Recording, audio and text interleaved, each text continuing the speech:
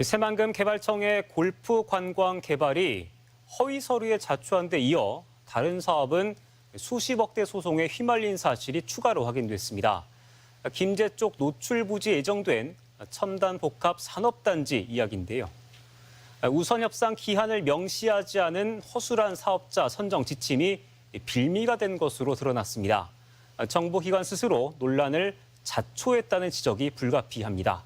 박혜진 기자가 취재했습니다.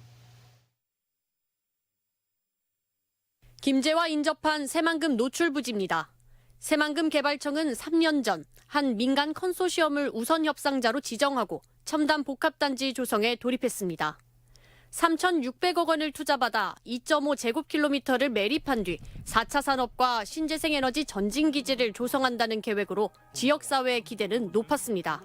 우리 김제 쪽 새만금 개발하는 데 있어서 마중물 역할을 하는 것으로 저희는 기대를 하고 있거든요. 하지만 사업은 2년 만에 무산됐고 첨단 산업단지는 요원한 일이 됐습니다.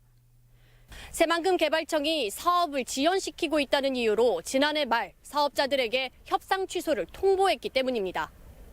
협상 기한이 지침이 내는데 없긴 하지만 우리 1년이면 심지어 5년, 10년 이렇게 둘 수는 없잖아요.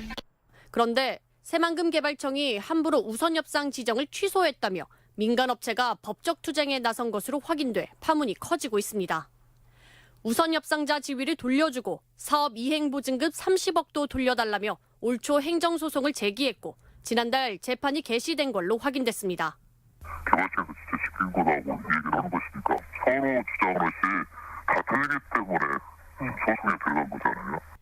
재판의 쟁점은 우선 협상의 기한이 있느냐 없느냐.